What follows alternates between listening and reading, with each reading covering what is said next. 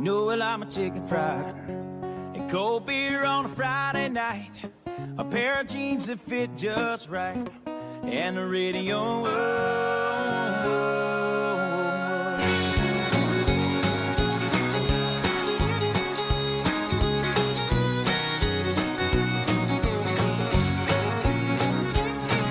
I was raised up beneath the shade of a Georgia pine.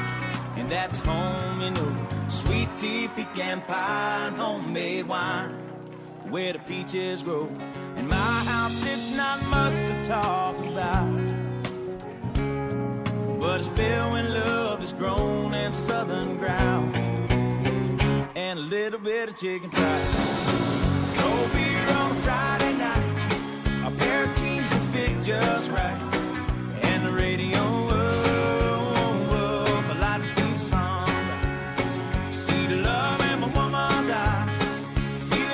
Of a precious child, and know a mother's love.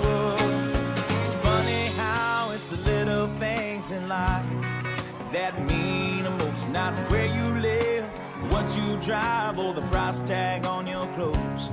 There's no dollar sign on a piece of mind. This I've come to know. So if you agree, have a drink with me. Raise your glasses for a toast to a little bit of chicken fried. Cold beer on a Friday night, a pair of jeans that fit just right, and the radio. I'd like to see sunrise, see the love in my woman's eyes, feel the touch of a precious child, and know a mother's love.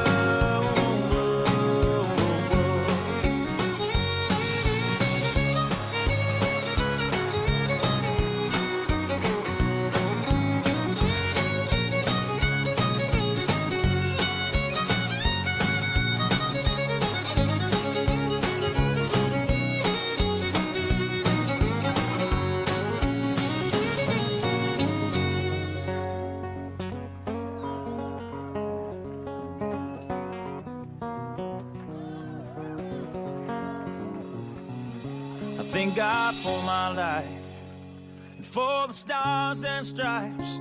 May freedom forever fly. Let it ring. Salute the ones who died, the ones that give their lives so we don't have to sacrifice all the things we love, like our chicken fried and cold beer on a Friday night, a pair of jeans that fit just right, and the radio. I like to see the sunrise, see the love in my woman's eyes, feel the touch of a precious child, and know a mother's love.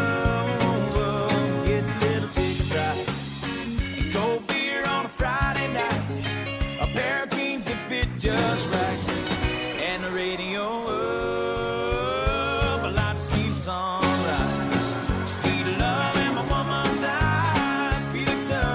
Precious child, and no mother's love.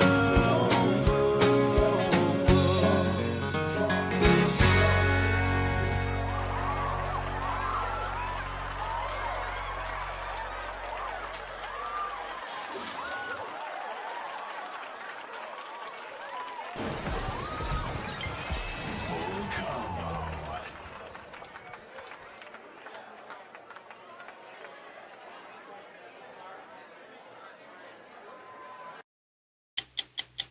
60 Minutes Rewind.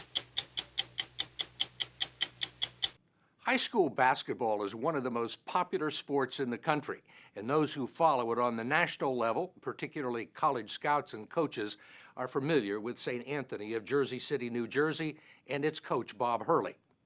Going into this season, St. Anthony had won 23 state championships and 3 national titles under Hurley, who is one of only 3 high school coaches ever inducted into the Basketball Hall of Fame. In nearly 40 years at St. Anthony, Hurley has never earned more than a $9,000 annual stipend, passing up lucrative college jobs to change lives in the inner city and to help save a small, struggling Catholic school by putting it on a very big stage. One night earlier this month, 8,000 people jammed the Rutgers Athletic Center to watch what was technically the North Jersey non-public Class B finals. Okay, have a good ball game. But the game also happened to be for the national championship. It featured the #1 ranked St. Patrick of Elizabeth, New Jersey, with the nation's top prospect, Michael Gilchrist, against one of the most storied programs in America. St. Anthony of Jersey City and its legendary coach Bob Hurley ranked #2.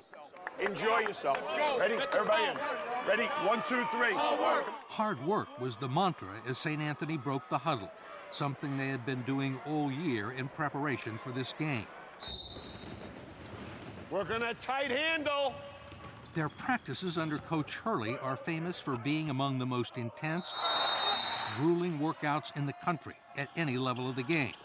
A basketball boot camp unsuited for the uncommitted or the politically correct. That's right, Josh. Get him. Get him. Get Candy ass out. Sit down, softy. It's the only coaching job Bob Hurley's ever had, and lots of things have changed in the 39 years that he's been here. But he is not one of them. I mean, you really are old school. For sure. In this day and age, I'm still one of the most demanding people that the kids are going to come across. Catch it, face the basket, make a play. He's got to get up closer. You don't just say screen. My God, where next? But this is not a story about a tyrannical coach who churns out athletes at some high school sports factory. It's about values, loyalty, and commitment at a small inner-city parochial school that doesn't meet anyone's idea of what a basketball powerhouse should look like. Come on, Mike. Step slide. St. Anthony is in an old brick building with no gym in a rundown neighborhood not far from the Jersey side of the Hudson River facing New York. There are only 240 students, most of them from families living below the poverty level, who somehow managed to scrape together the $5,000 tuition. And Sister Felicia, who runs St. Anthony, says the standards are every bit as high as Coach Hurley's. For the past 17 years, 100% of all of our seniors have been accepted into college. And we're proud of that. That's a pretty remarkable record. Yes, it is. But all of this has been under threat for some time now. St. Anthony, like many parochial schools, is deeply in debt and constantly struggling to keep its doors open. It's managed to survive so far for one reason. I think every school has their own particular talent, and ours obviously is basketball. And in some ways, St. Anthony is the Juilliard of high school basketball, a place where the gifted and the promising enroll to learn the finer points of positioning, technique, ball movement, and endurance. They are not here to have fun. They're here to get better and to learn how to win from one of the masters. This is your program. There's no mistake about that. Yeah, I think my fingerprint is on everything that we do. I've had 5 NBA first-round picks. I've had about 150 kids play Division I basketball. I think everybody can be better than they think they can be, and I don't let them dictate. I dictate everything. Mm-hmm. You're very tough and very demanding on these kids. But I'm dealing with adolescent males, and in order to get them to perform on a regular basis, these group of people, I have to drive them. It is no question I have to drive them. We would never be as good, even the best teams I've had.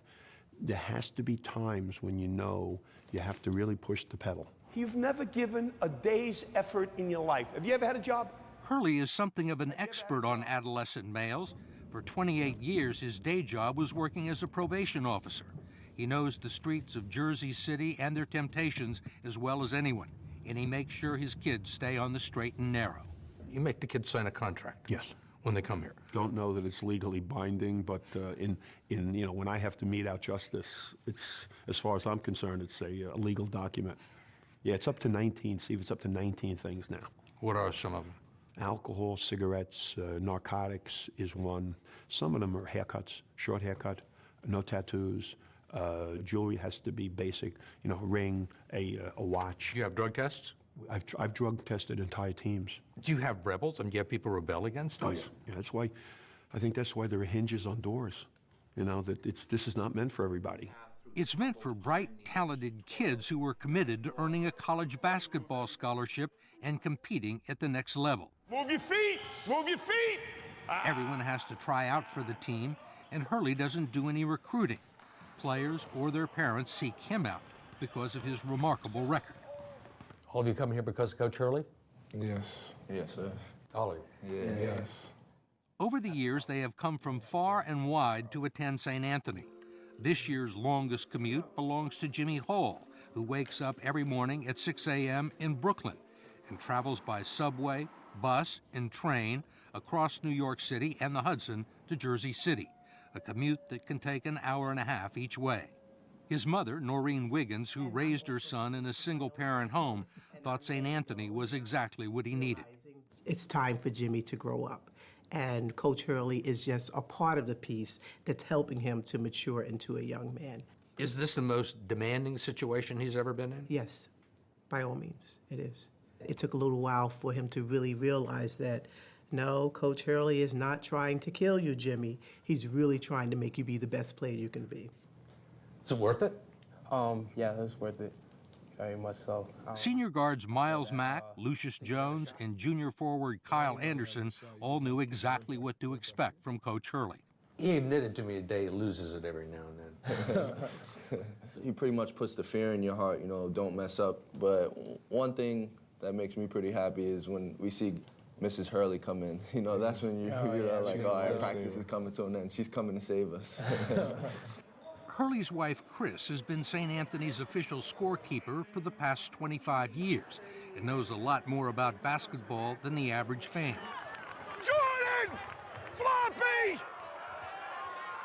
Keep the pressure on!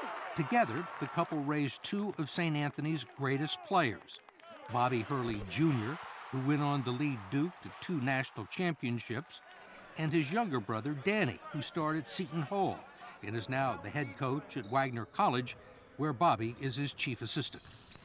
Did you feel he was harder on you than some of your teammates? Yes, I think almost everyone on my team would say that my dad went out of his way to be harder on me, just to kind of send the message that there was no favoritism on the team. So it was real, Dad, you got to admit. I think, you know, the treatment that I received, I think it strengthened the relationships I had with the other players. They felt sorry for you. I don't know. I think they felt sorry for themselves some days, too. But, I mean, they weren't alone. Yeah, I mean, we were all in it together. The story will continue after this. So of all your accomplishments, what are you proudest of? I've only had 2 kids in 39 years that have not gone to college. And we're extremely proud of that because we think that we've opened up doors in kids' lives that they didn't know that they could do. Their families certainly didn't know they could do it. And it's, because of education, it changes the direction of their life. There were 23 of them playing college basketball this season, 5 of them in the NCAA tournament for Pittsburgh, Trayvon Woodall gets an easy one. Richmond, Villanova, Kansas, and USC. Coach Hurley would have been proud of that one out at St. Anthony's. He could have left St. Anthony for the big time long ago. There have been any number of opportunities to coach at the college level, but he's never been that interested in money or glamour, and each time decided to stay put in Jersey City. Some people may say I just wasn't very ambitious, but you know, I think my wife and I found that over the years, you just found so many kids that were here that when they come into school, you saw something in them, this potential, and you wanted to see it out. And then 4 years would go by, and then there's another kid in there someplace, freshman, sophomore, and then 8 years have gone by, and all of a sudden it's about 20 years in, and then people started talking to me about, you know, coaching at the college level. Do you regret that you didn't take any of these college offers? No, absolutely not. But I don't think I ever really, I don't think I'm built for that. I think I'm where I'm supposed to be. I think I'm good with this age, and I'm good with city kids because, you know, I was a city kid. There are a lot of inducements for people to move on. There's money. There's the challenge of proving yourself at the next level. You weren't interested in either of those things? No, I always felt that, you know, the challenge here was pretty strong. Like the small school with no gym and no money, and trying to raise the bar each year to maintain the level of success. St. Anthony's financial shortfall is $1.2 million each year, and Hurley is the engine that propels the fundraising effort. I want to make the contribution to St. Anthony. Thank you. Okay, you're welcome. He hits the speaking circuit. Salary doesn't change a great deal in this particular school. High knees, right to half court. Runs all-year basketball clinics. with all the proceeds going to the school. 1, 2, 3. Hard work! Good job. All right. He's indispensable. And in addition to helping us financially, he's a role model for the kids and a father figure because they know that he has stayed in the city. He hasn't left them. Money was not something that attracted him. He was here to help them, and the kids appreciate that. Families appreciate that. Would the school be here right now if it wasn't for Bob Hurley? Probably not. Sister Felicia and the entire school were at Rutgers for the national championship game a few weeks ago. And it did not begin well for St. Anthony. Who got this? Relax, guys, relax. St. Patrick and Michael Gilchrist roasted them in the first half. Stay in the game! Lucky! Be strong with the ball! It's a long game.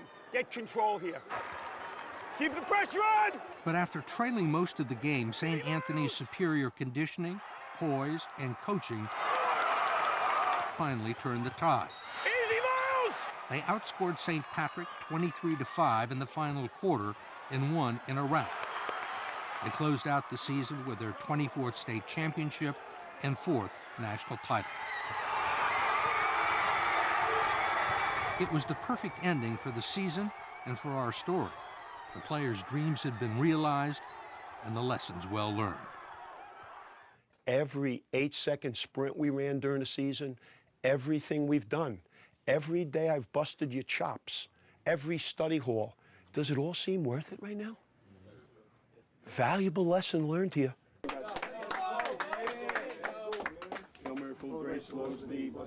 As for Coach Hurley, he's not going anywhere. He's already plotting another championship season. Uh-oh. Hey, you want another Sister one? Felicia expects him to be around for another 15 years. Are you going to shoot the ball in the basket? So he can coach his 20-month-old grandson, Gabe. Ready? In fact, it's already begun. Yes.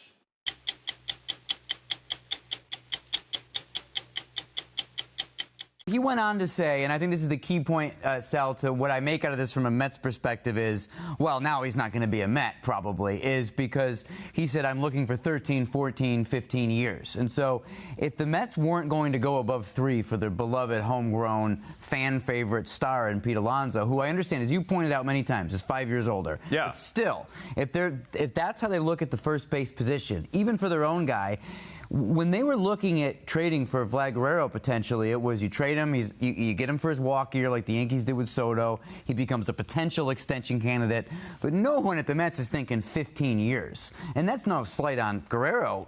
No first baseman has ever gotten 15 years. So this tells me that he's not as much of a fit for the Mets as he might have been at one point. But having said all that, Sal, I will say, in talking to people about this today to make sure I was on track with my thinking, it is too early to say.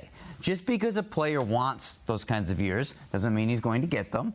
And if Pete Alonso opts out and goes, which could happen, and Guerrero's out there and the same thing happens to him that happened to Pete, where the market's not developing the way he wants it to, could you see the Mets involved? Of course. But now we know what he wants and what the Mets would pay a first baseman are nowhere close. Yeah, I can see that. And also you have to consider the fact that a lot can change over 162 games. Yeah. So we don't know the type of season Vladimir Guerrero is going to have. He could have a little bit of a down year.